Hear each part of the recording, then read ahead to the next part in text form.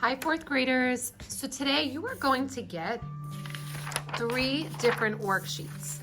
Now we are going to take all the information that's in the 3 different worksheets, and we are going to make one practice realistic sketch of an apple showing shading. So this sheet is all about value. This is a review since we've already made value scales before using paint. Here it goes from dark all the way to light, or you can look at it from light all the way to dark. We are going to use this as a reference to see the different values and how you can shade a sphere. This sheet is going to help you sketch out the apple to make it a more realistic shape, as well as you'll be able to look at the shadow to replicate that on your sketch. This is more of a finished apple, but this also has some shading that we can look at to practice and replicate. So these 3 sheets, you're not gonna glue it in. We're just gonna keep it in your sketchbook for now because you're gonna maybe wanna look at a few of them at the same time. To get started, you will be using a clean paper in your sketchbook. I'm just gonna show you on this piece of paper over here. This is where you want to start by looking at this worksheet. Now, this starts with a simple circle. It does not need to be perfect.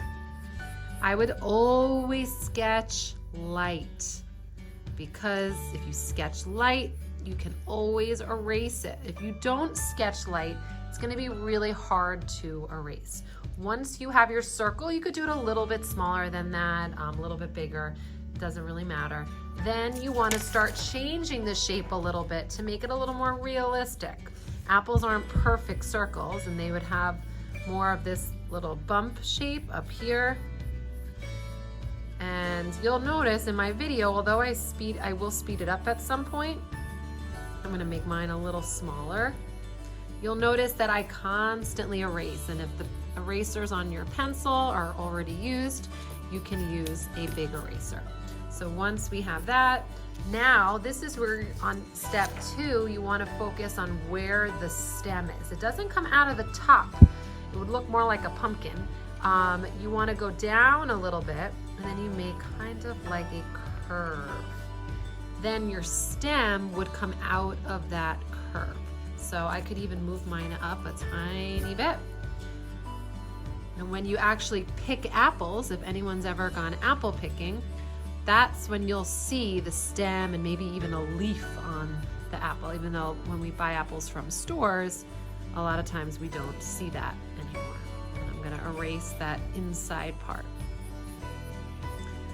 Now I can even lower this a little bit and make my apple stem a little bit shorter. So you see, I'm just adjusting it as I go. I don't make it perfect the first time. Once we have that, this is when you're gonna move on to more shading. But when we're doing the shading, we wanna pay attention to the contours of the apple. To make it look like a sphere, you want to curve your lines. You don't wanna shade like this because it will flatten it out. You wanna curve it. So I'm gonna start by sketching my apple shadow. This is gonna be the sunny side. You could even draw a little sun. This is where the light is coming for our picture. And this is the shady side. So we're gonna have the dark colors under here and all the way on this side. So once you get to this part, this is when you can look at this sheet, you can look at this sheet.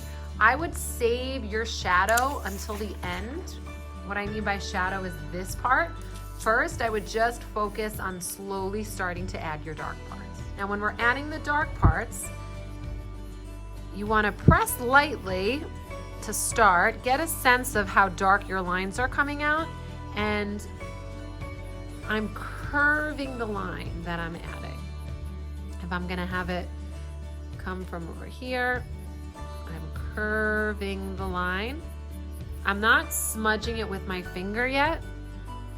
I'm just curving the line. And it might look a little weird when you first start, but once you add more lines on, then it's gonna start to look a little bit more like this, or more like this. So now I'm gonna speed it up, but I'm not gonna add any dark lines over here because this is the sunny side. I am just gonna add the dark lines here, and then just like a value scale, it's gonna gradually get lighter because I'm going to press or apply less pressure.